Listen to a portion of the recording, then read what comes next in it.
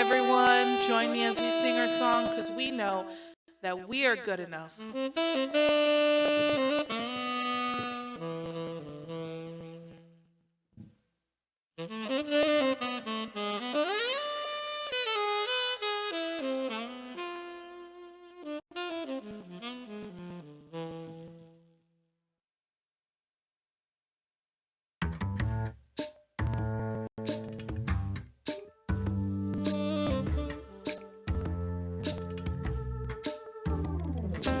Woke up this morning and I looked in the mirror.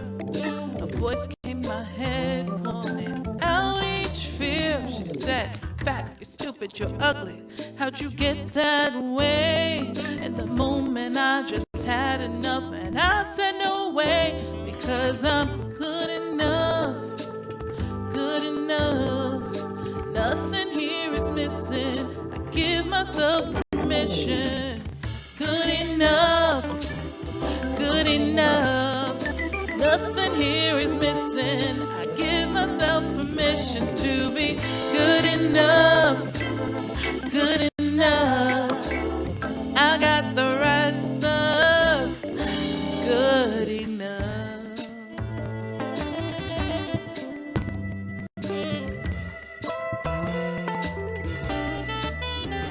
All those wafy models in the magazines that I see every day, it looks like a tiny little breeze that just blown away.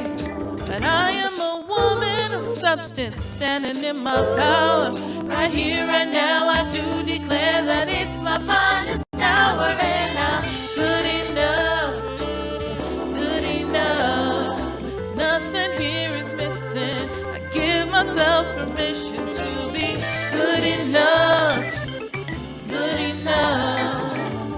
I got the right stuff, I'm good enough.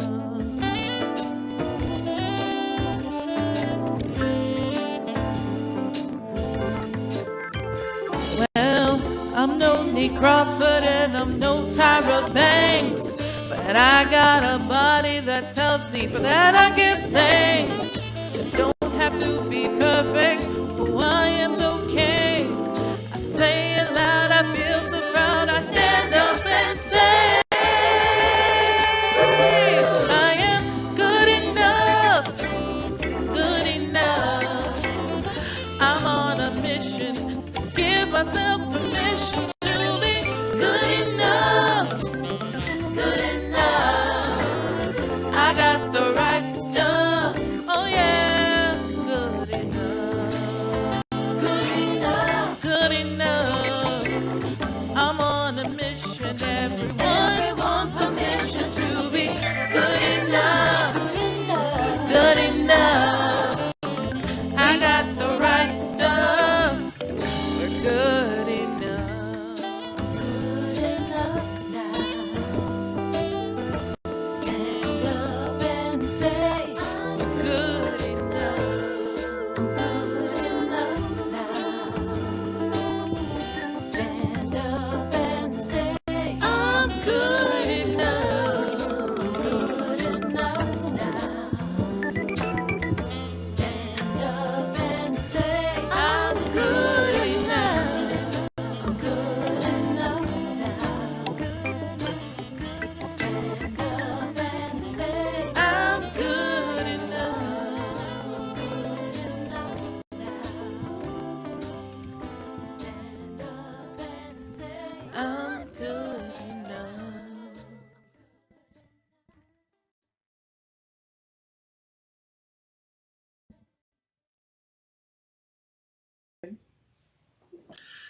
Good morning and welcome to our Sunday celebration service. My name is Reverend Richard Pacheco, also known as Rev Rich, and I am so grateful for you to be here and to share your time with us today for about 45 minutes to an hour as we continue on our path to talk about the 5 principles of unity, those basic 5 principles that help us go through our journey. Last week we talked about principle 1, again, for us who are from a former religion or more traditional Christianity, it may have challenged us a bit to really understand that. So if you haven't watched it, go back and watch it because it's definitely going to help you with today's talk, which is principle number 2, where we talk about the I am within ourselves. With that being said, as always, subscribe, like, and share out these videos so that we have more and we build our audience, as well as people may just need to hear the messages. If you didn't join us for our Karate Kid series, I encourage you to go back and watch those and really get into them. It was fun looking at the Unity journey and seeing it through the eyes of the Karate Kid in all the movies. And as always, we are grateful for you being here and any gifts that have been given to us. With that being said, let's go ahead and engage together in prayer as we open up our ceremony today. And I'd like you to just take a deep breath in. And I want you to center into this moment. With every breath, let's just release the worry of yesterday and all the things that do not serve us and do not help us in any way. And we let that go, even forgiving ourselves for things of the past. We take another breath where we release the worry of tomorrow, of what may or may not happen. You know, we know that the only moment right now is this present moment where we are present in oneness with God, with Source, with Universe, with our inner being as we move from our outer being into the seat of our soul to that Christ consciousness within ourselves, knowing that we are open and ready to receive. And today I'd like to share our daily word as it works well with our talk today. And our word is prosperity. And our affirmation for today is, with God as my source, I live abundantly. And our prayer goes, no matter how much I have in the bank, the kind of car I drive, or the house I live in, I know these things are all mere manifestations of abundance. The source of all prosperity is God. I look beyond appearance to find deeper meaning of prosperity. Meaningful work that I enjoy doing is part of my prosperity, not only because what I earn, but also because of the satisfaction I feel when I use my skills. My house becomes a home when it's filled with people I love and care for. My financial resources do not diminish but multiply when I share them generously. As I look beyond the good things in my life, to the love, the creative insight, and to the limitless flow of divine ideas that brought them into manifestation, I discover true abundance. And for today, our Bible verse is Proverbs 8:18, which says, "Riches and honors are with me, enduring wealth and prosperity." Let's just take a deep breath in as we take that in, and we continue to open our hearts and minds, knowing that today's a day for learning and a day for taking in. We know there'll be challenges as we hear the lessons, and our ego self, that personality created from the outer world, is challenged. And we move from that safe space, that space of lack, into the portion of our Christ consciousness, as we say, if we begin to listen with the ears beyond the ears. And we see with our eyes beyond the eyes, and we feel with the heart behind the heart, as Reverend Michael Bernard Works says. And we know it is because we say it is, and so he is, as we do the work and we let it be. And we affirm this with an amen.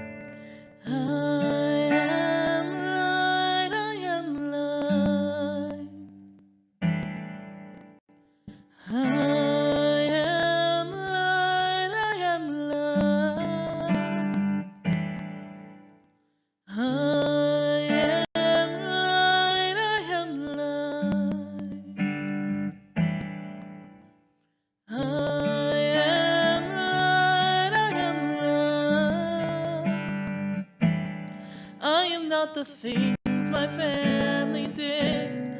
I am not the voices in my head. I am not the pieces of the brokenness inside.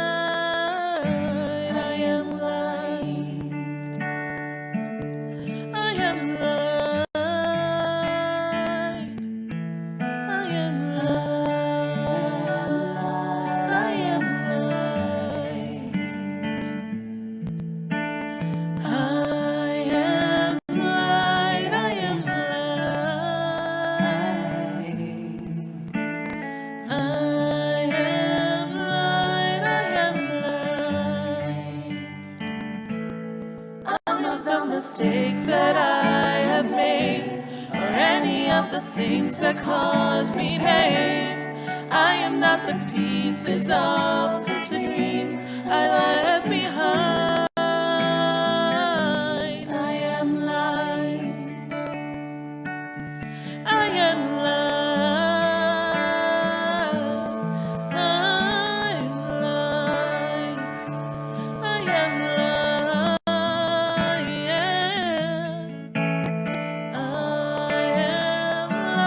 I am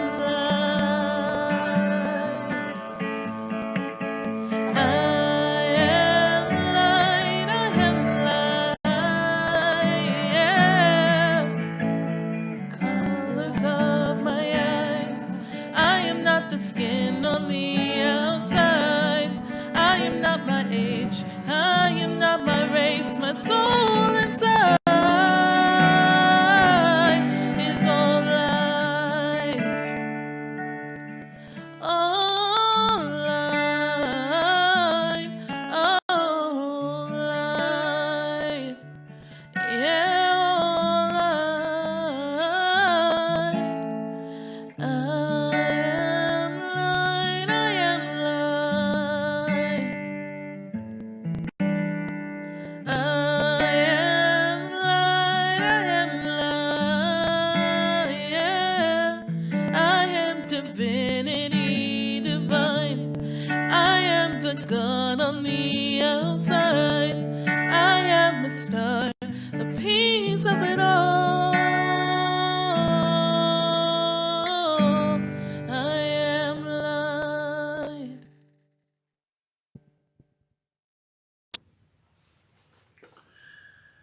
So I want you to go ahead and, as we enter into meditation, begin by taking a deep breath in again. Let us center ourselves in this moment, this time, this place, knowing that all in the past is gone, it's forgiven. There's nothing we can do to change it. We learn from it, and we do better, as Maya Angelou always reminds us. And as with the next breath, we're not worried about tomorrow. We know that it will continue to unfold as long as we do the right thing. In fact, as we breathe in, I want you to take in the affirmation, I do my best and I release the rest. And I'll repeat that. I do my best and I release the rest. And one more time, I do my best and I release the rest. Because we know that in this place, in this time, we are one with God. We are one with Source. And it is in that oneness that we hear the voices that tell us what it is we truly to be. We don't allow outer sources to fill our heads with lack and limitation. We don't chase that which we think we need. We know. We are grateful for what we already have, and we grow from there. And it is in this divine guidance, this divine life, that we move forward. And as we begin to understand this interconnectedness, I want to share an intention set by, again, intention.org. If you haven't been there, they have some great daily intentions for us. So the intention we want to set today is our vision for an interconnectedness within ourselves, with Source, and with each other. And our intention for today is I see a world where every human being understands the interconnectedness of life and acknowledges that whatever they think, speak, and do has an effect on all life. I see this world as one in which we totally understand that we are all spiritual beings because of our direct relationship with the source of all existence, the source we often call God. Because of this knowledge that everything is existence is made up of this one source, we realize that we are part of the source energy that pervades all of life. And therefore everything that we experience is a direct result of the life energy of the source moving through us. The awareness allows us to easily see the best way we can ever serve ourselves at the highest of levels is to serve all others at the highest of levels. Living with interconnected lists of life allows each of us to take total responsibility for our lives instead of taking on the role of a victim. This understanding of the cause and effect relationship in life means that we will never again place blame and judgment because we know that we are the source of our happiness and therefore happily move through our days in awareness of our ability to affect all of life in the most positive of ways. And I'll leave you with one last affirmation in this meditation that I have been using recently. And it is, I am in the flow of divine life and order. I am in the flow of divine life and order. And I am in the flow of divine life and order. And I am grateful to know that I am one with this source. That no matter how my perception outside of me seems, no matter how bleak a situation seems, I know that it is only the perspective that comes from a lack mentality, and that I have the choice to look past that lack and know that it is unfolding for everyone's good. So when I affirm that I am in the flow, when I affirm that I do my best and release the rest, I know that I am moving in the right direction. And that every day is a new day. And I remind myself every morning in prayer and meditation that just for today, I lead my life. And as I pray at night in gratitude and take a moment of gratitude and know that I love and acknowledge all my loved ones here in my home and the gratitude of all of you out there, that I am in the flow. And so it is. And bring our consciousness back to this moment, this time. Take a deep breath, taking in this oneness as we move on to our song.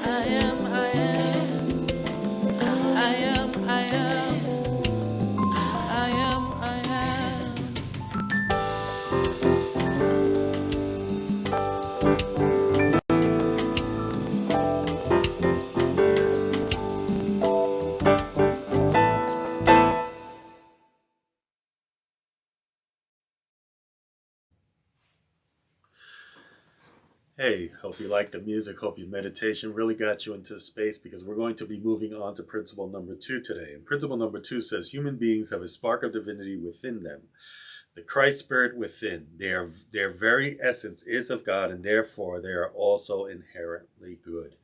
And I know for me, after the embedded theology that was triggering principle number 1 that I had to learn, again, because we now understand with principle number 1, we broaden our understanding of God to a field of love and intelligence that is the foundation of the universe.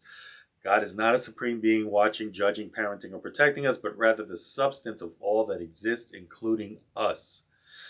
And in that light, we need to reevaluate who we are as human beings and revisit the roles we call to play in creation.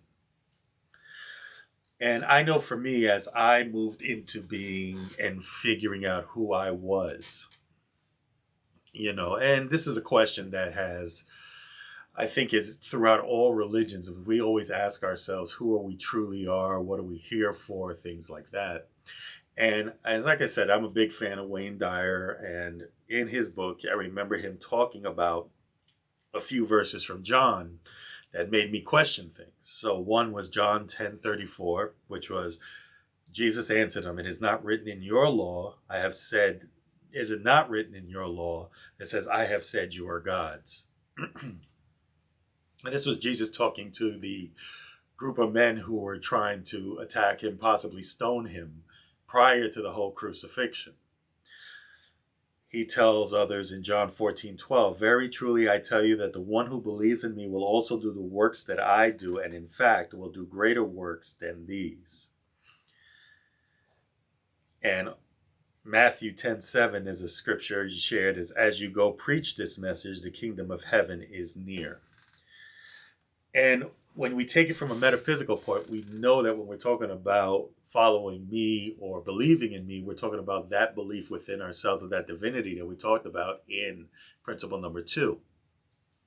See, when we look at a metaphysical look at Genesis, we know that after God created everything, he had pronounced it good. Genesis also proclaims that he created man and women in his likeness. Okay, and we know the pronouns for in the Bible, but either way, whatever this source is saying that it is in our likeness. And again, we can look at each other in physical form and we know that we all don't look like each other. So what we're talking about here is that divine force within ourselves, that spark within was pronounced good. So why would we think we're anything else? But this is one of the challenges we have as we move through the principles, because even if we've come to the realization and the acceptance and the acknowledgement that God is source in the sense of a presence, a loving, creative source of energy for which we all come from, why would we think that we're anything but good? In fact, a quick metaphysical lesson, when we look at the Bible, there's actually 2 creation stories. And there's a lot of theories as to why. But here, the Fillmores, has shared with us that when we look at the 2, it begins to break down pretty much how our 5 principles work. So when we talk about divine order, and even though you may go to a unity where divine order is used very loosely, when we say divine order, we're talking about someone who tapped into divine mind, created the idea in mind, and then the expression of it. So when we look at our 5 principles, they work the same way. Principle 1 and 2, which is what we're working on now, is us tapping into divine mind.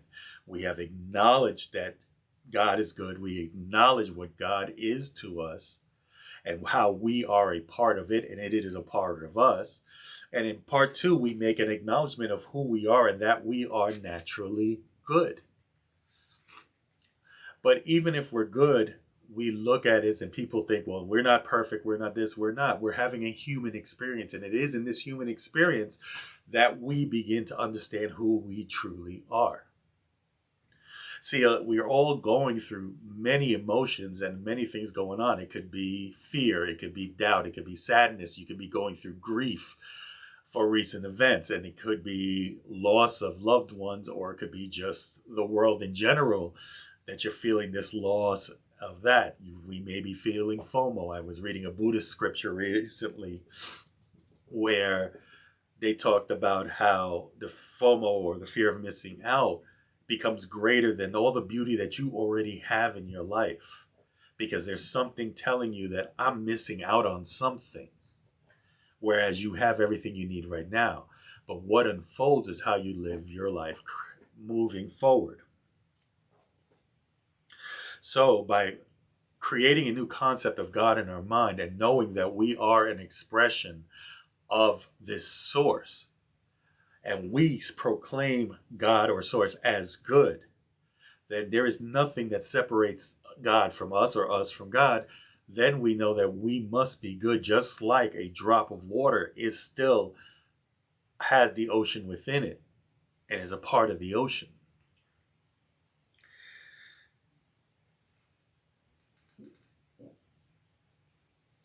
So in saying we don't separate from God. So when we look at principle 2, that we understand that we are expressions of the divine in human form, and that our essence is of God.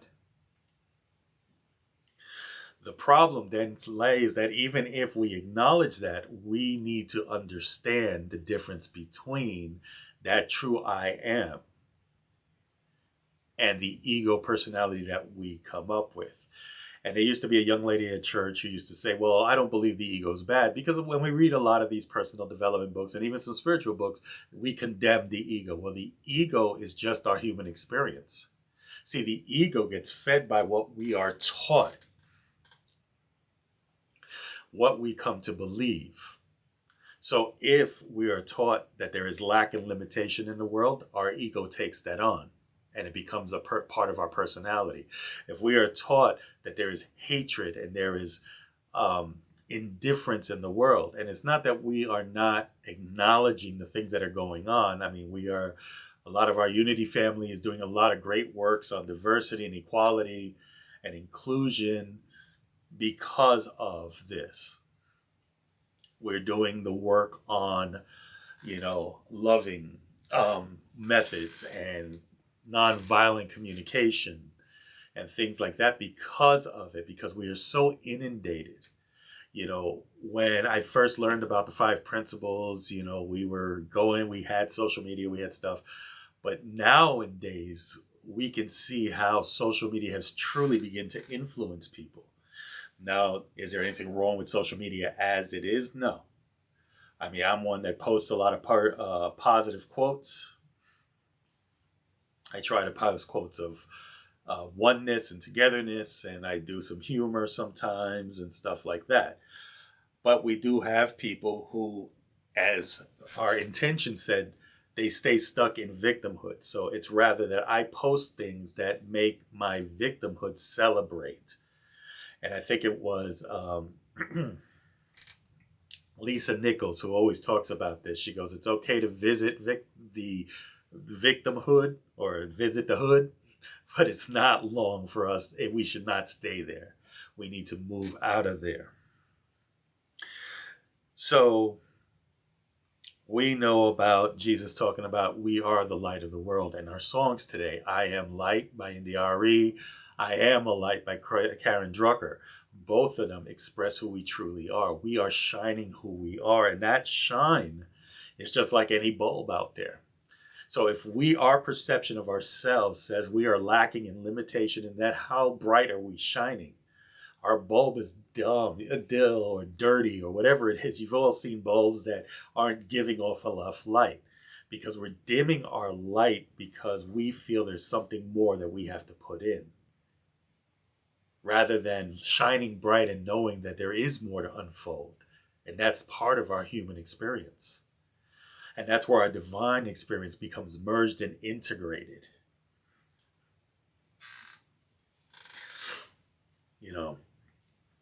I love that the author quotes Bill Cosby. And he told a Detroit audience in 2007, people are waiting around for Jesus to come when Jesus is already within you. We talk about that Christ presence within ourselves. It says, our job as humans is to revive the spiritual truth in the world and to live from the Christ of our being and be part of us that is God and our divine core. The point of spiritual growth then is to know myself as spirit and express it in my life. And again, it is, for me, was one of the biggest challenges, because you become so much in your life and you think you're doing good. Now, nobody's saying I'm perfect. I've made my mistakes. But I can't live in my past. I can learn from it. And it's the same thing I teach my children, and I talk about with my wife and stuff, is that there is nothing I can do for 2 seconds ago. I can only move on from there. And as we said in the Karate Kid, when we live a life of unforgiveness, then we live a life worse than death. Because since we can't change it, we make our peace with it, we let it go, and we learn from it. And I think that's the most important part, is learning from it. That's the most important part of our human experience. For those who study karma, know that that's also the lesson of true karma, is as you're moving through karmic debt, you're learning so that as you enter into the new life, you take it in and continue to learning till you reach that point of moksha, or full enlightenment. So again, we talk about the ego, and I just want to go to the author's notes here, where she says the ego is the functioning human, the part of us that gets through the day using a brain in five senses. The ego is not a bad thing. It just forgets that it's not alone, not carrying the entire burden of our survival. Okay? We talk about leaving the senses when we do meditation and we do prayer, because the senses are out there and they're seeing. We talked about social media earlier. We talk about how social media, and this is, if you haven't watched it, I think it's called The Social Dilemma on Netflix. It scared me because I started to see how it affected our children, how it affected the family that was used there. And it's like, wow. And you can start to see how that plays into people. And it's done it to me, where I will see things on Facebook or whatever it is, and feel that I'm missing out on something. Why am I not there? Why is this person where they are, where a couple of years ago they were talking to me about how good I was? Why am I not at their level? And I had to learn that it was time for me to celebrate and not hate. It was time for me to say, hey, I am grateful that you guys got that opportunity. You were grateful for that, and start moving toward it. In recent months, I had to reevaluate who I was. And in that time, I hit some rock bottom levels because my mind was trying to hold me back to say, it's more comfortable if we just do this, and this, when I knew I had to get past it. And I had to get a final push. And I am grateful today for that final push, because it made me realize, not just for the people that I love and all that, but for myself and for the things that I am called to do, I need to be better. And that's a choice that I have to allow to come from deep within, because part of me will always say, or that ego sense that comes from five senses says, well, you know what, if we do this like this, or if I continue to listen to what people say about my looks, my my talks, whatever, it doesn't matter if I know I'm doing the right thing. If I do my best and I release the rest. That has become my mantra, because I am my worst critic. And that's because we allow the outer world to tell us how to live. So an example here is, picture the 4 essential parts of every human-like Russian nesting doll. The smallest is the body, which is essentially a spacesuit that allows us to survive in the Earth environment. Then the ego, which is in healthy state, gives us the focus and confidence to function in the human world. The soul is an eternal, individualized creation that grows and learns and seeks even closer union with God and Spirit, present in everything, everyone, and everywhere. Is God the one and the same for all of us, and always available as the essence of who we truly are?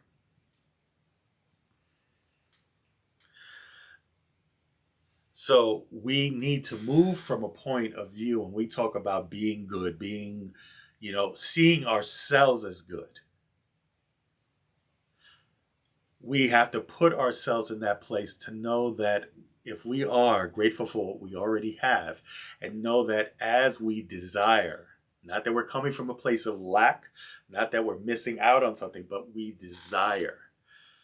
I can sit here for hours and tell you all the fantasies and plans that I wanted to do, but I let my ego slow me down.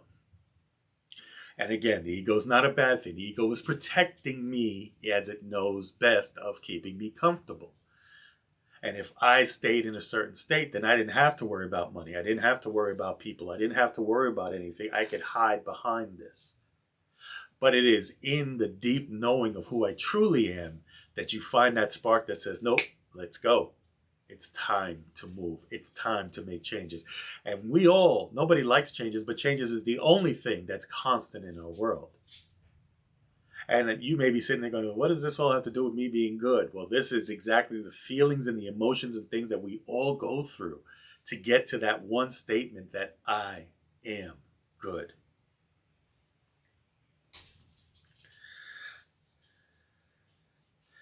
So we talk about a lot of times where, and I love that she goes, yes, but humans don't act divine.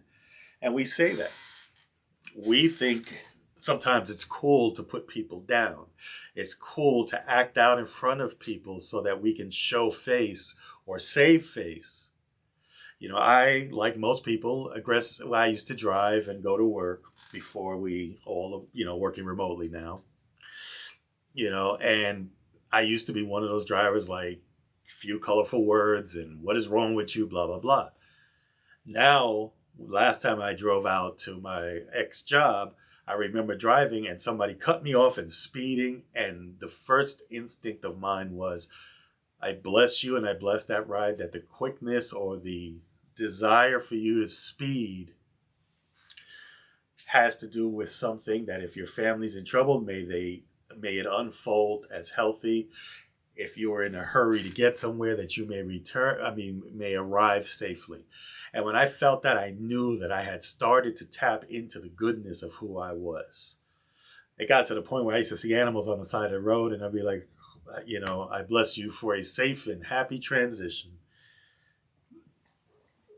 And even I was looking at myself going, Rich, who are you now? But I realized that I had moved into a higher plane of consciousness. I left behind who I was and who I thought I had to be. Because we all do that. We grow up in nationalities, our races, our thing. We're told that we're supposed to act a certain way. But we look back on some of those people and say, well, yeah, their grass was a little greener here, but for the most part, it was brown. But as long as you're only looking at the small patch and not the whole patch, those are the things that feed our ego. And what better way than the media to tell us that to look good, we have to do something or buy something.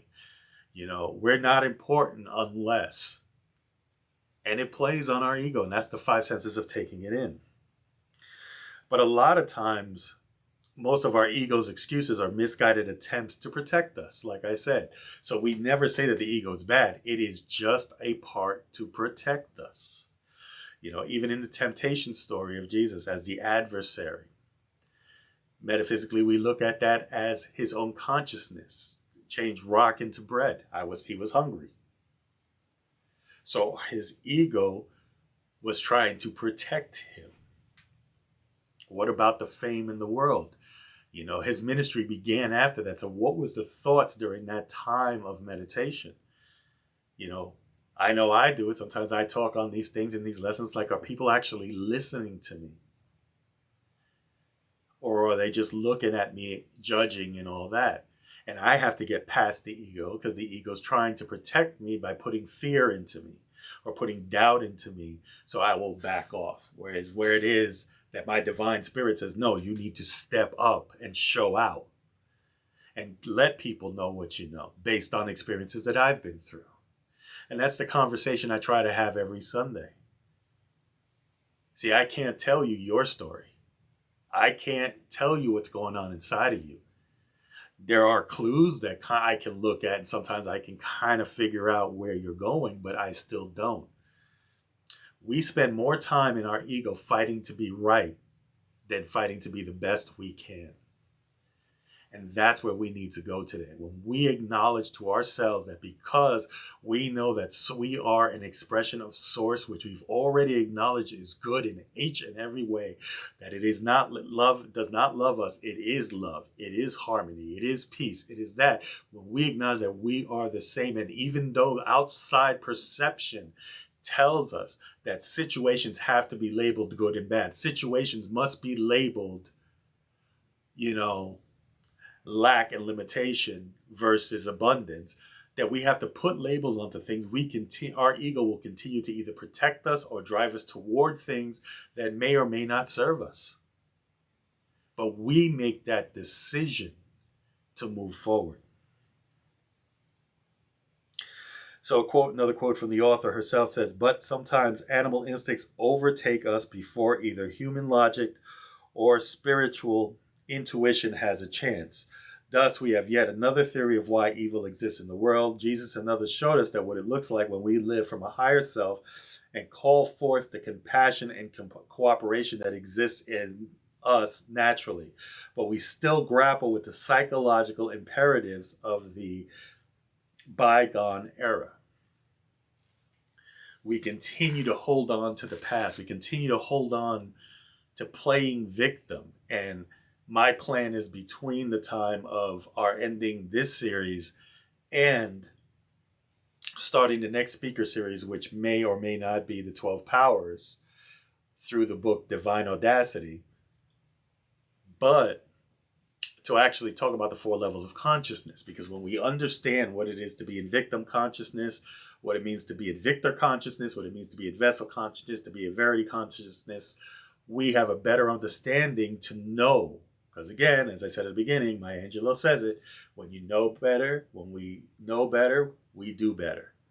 And if we understand the conscious levels, then when we fall into each level of consciousness, we can say, hey, I'm in victimhood. I'm just visiting. I got to get the heck out of here. And I can go ahead and move up to my next level and work toward where I need to be, rather than sitting here and feeling the pity and all that and waiting for something in our ego, just continuously thinking that it's protecting us rather than allowing us to grow. Eckhart Tolle from New Earth says, Jesus speaks of the innermost I am, the essence of identity of every man and woman, every life form. In fact, he speaks of the life that you are. Some Christian mystics have called it the Christ within. Buddhists call it the Buddha nature. From Hindu, it is the Atman, the indwelling God, where you're in touch with the dimensions within yourself. Being in touch with it is your natural state, not some miraculous achievement. All your actions and relationships will reflect the oneness with all life that you sense deep within. This is love, law, commandment, rules, regulations are necessary for those who are cut off from who they are, the truth within. They prevent the worst, excesses of the ego, and often they don't even do that. Love and do what you will, said St. Augustine. Words cannot get much closer to the truth than that. And we know, and we have heard this throughout Unity, and it's also from the Apostle Paul, who says, Christ in you, the hope in glory. So what better way to bring the true self out than to dive inside? Is it scary? Yes, at times it can be. I know what it is to go through the dark night of the soul. I think I presently went through one and didn't even realize it. But when I came out the other side, though the climb is hard and is still going, I'm still building. And that's what's important, even from a minister's point of view. I used to look at my minister and look at it, and it's like, how do you get through this? How do you do this? How do you work these principles? And when I became a minister, of course, these doubts in my head now came up with imposter syndrome. Well, why would I be a minister? This and that. And then I heard another minister talk about it, where they talk about that they were at the beginning of their ministry and they started to get some hardships and things because they were doing the work. And we've heard the terms of chemicalization and all of that. And the feelings started coming up in that imposter syndrome. And she had to sit there and say, wait a minute. You know what I'm going to do? I'm going to challenge myself. As a minister, I'm going to follow these principles. I'm going to do them. And if they don't work, I'm going to stop. I'm going to quit being a minister. And she said she buckled down, and as hard as it was, she sat down with the principals with everything going on in her life, and she came out on the other side knowing that they worked. And we always talk about this. Unity doesn't have the, how do I say, we don't have it locked down that we know exactly what it is. All we can do is give you tools to use to reach that path. You know, another challenge we talk about here is when we talk about our mind. Heaven and hell are states of consciousness that we create for ourselves while in human form. And as expressions of the divine, heaven is our natural habitat. The kingdom is inside of you and it is outside of you. Jesus is quoted from the Gospel of Thomas, which again is one of the Gospels that were taken out of the Bible at the Council of Nicaea, but it is available everywhere, and I have it and I've read it, and I think it's a beautiful book to read if you so choose to do so. But the important part of it is knowing and being able to. Now, again, the author touches on, people like, well, what about Hitler? And what about people like that, these evil people out there? Well, we have to look at it in the same note. I may touch on some things that may bother people, but when we look at these people, were their original intentions actually labeled bad? The outcome was definitely misguided. But what was the intention that started? We all start with great intentions. But sometimes that human experience gets in the way, and we do things that don't serve us, that don't serve the people we serve. I make sure my kids know I'm not perfect. And as I tell them all the time, and I'm sure my daughter will probably throw something at me one day because she's just tired of hearing me say it, I'd rather she learn from my mistake and go out and make her own. Because, if we choose to make the same mistakes and go through cycles, and we do that as human beings, we go through grief, we go through fear, we go through doubt, we go through all these things, and we become cycles if we don't start to tap into who we truly are. Sometimes ignorance is bliss, because I've gone through things as a very young adult, young as a teenager, that, again, during that time, I didn't understand it. But as I became an adult and outside forces started telling me what I should have done, what needed to happen and all that, your belief starts to change. But we know that as the scriptures have told us, we must retain to the mind of a child at time to enter into the kingdom of heaven. So we must return back to that state of not so much ignorance, but true belief. That child that said, I can be president. That child that said, I can be an astronaut.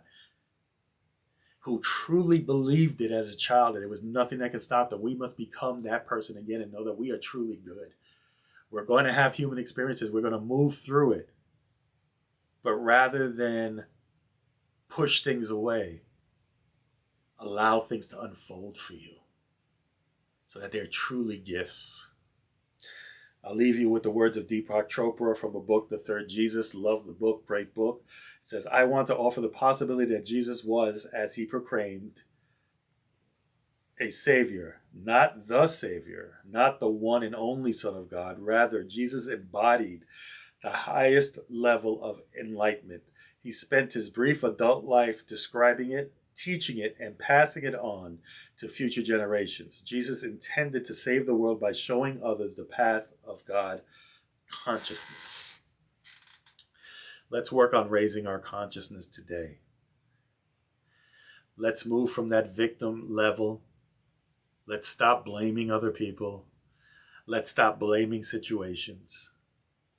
Let's stop, waiting for something to happen. You are the light of the world. I am the light of the world.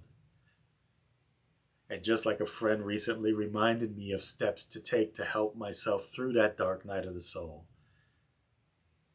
I had to put it into practice. I had to do the work, and I encourage you to do the same. I encourage you to do the work. Even if you work with principle number 1 and 2 before we move on to the hard parts, as I say, which is where we know that thoughts are things, and that thoughts is what brings us up in our life. It's what creates life. And that's principle number 3 coming up next week.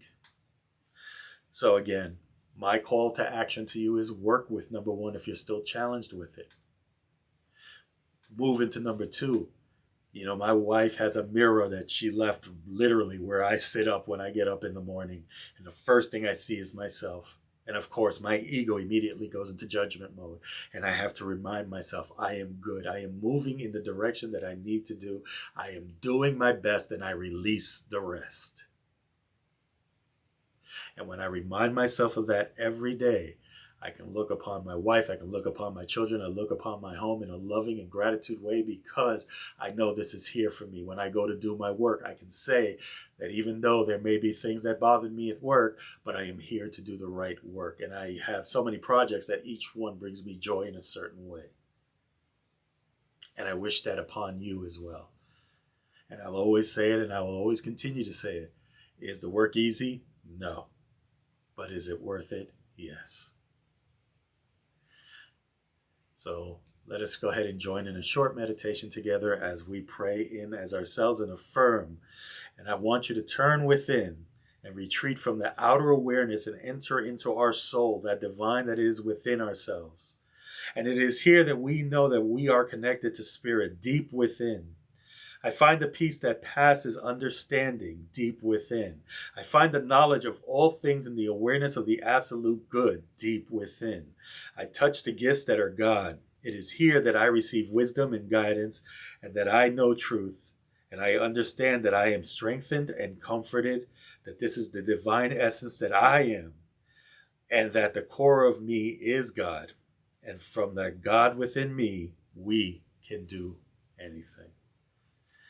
Normally, I just say, I love you and thank you for being here. But today, I want you to just wrap your hands around yourself, because as we know that we are good, and I want you to say to yourselves using your own name, I love you, Richard. I love you, Richard. And I love you, Richard. And Richard loves you as well. And I will see you after the song.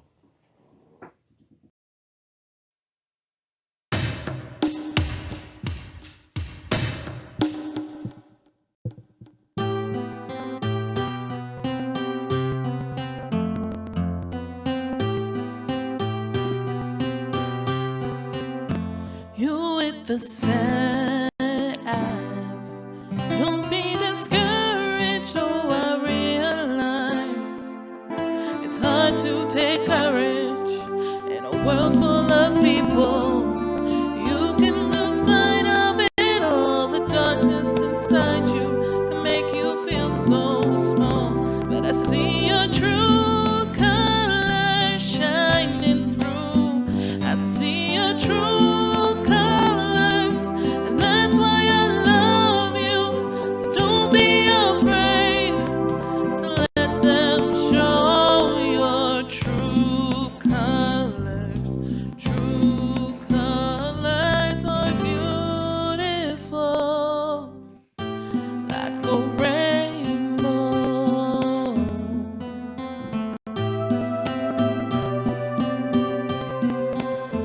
show me a smile then. Don't be unhappy, can't remember when I last saw you laughing. This world makes you crazy, and you're taking all you can bear. You call me up because you know I'll always be there. And I see your true colors shining through. I see your true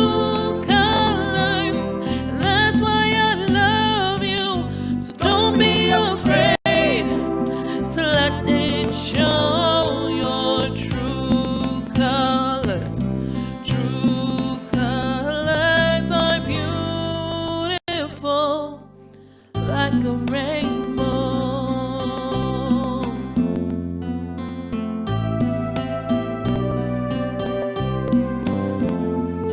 If this world makes you crazy and you've taken all you can bear, you call me up, 'cause you'll know I will be there.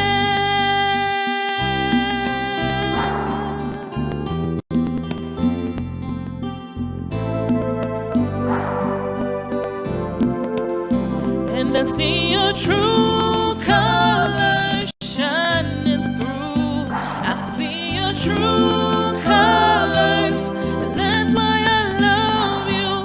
So don't be afraid to let it show your true colors, true colors, true colors shining through. I see your true colors, and that's why I love you.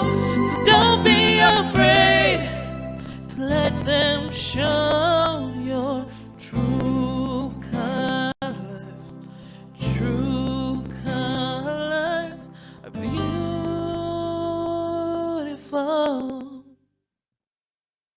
like a rainbow.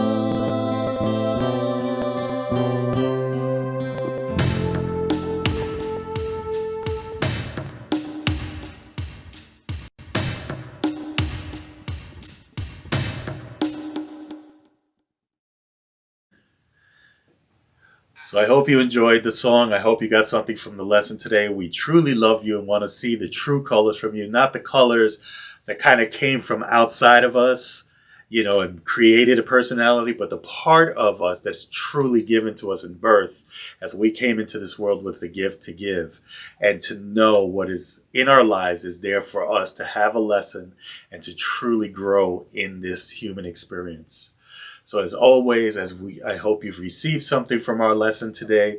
This is your chance to practice that giving and receiving by giving you a chance to give. So if you wish to help us out, there is, as always, go to our website and hit the donate button. You can also, right on our YouTube channel, right at the top, up by the header, you'll see a donate link. You can click on that to donate as well. And again, all donations that come here are used to help build the ministry, get paperwork done, as well as equipment and stuff like that. That helps us put this together for you every Sunday and the videos that are to come soon. With that being said, whether you give to us or to another spiritual center, the work that's being done is a work that's needed in this world. So let's virtually grab it in our hands, hold it to our hearts, and it doesn't matter whether it's physical or mentally in your heart, and just affirm with me, divine love as me, through me, blesses and multiplies all that I have, all that I give, all that I circulate, and the knowledge of who I truly am. And so it is. We are so grateful that the gifts you do give go out to do the work that's important to this world, and we release it and let it be. And as always, I love you. Nothing you can do about it. I bid you namaste as we end our session today with the prayer for protection. The light of God surrounds us. The love of God enfolds us. The power of God protects us. The presence of God watches over us. Wherever we are, God is, and all is well. And we are so grateful. And I am so grateful for you, and I bid you namaste.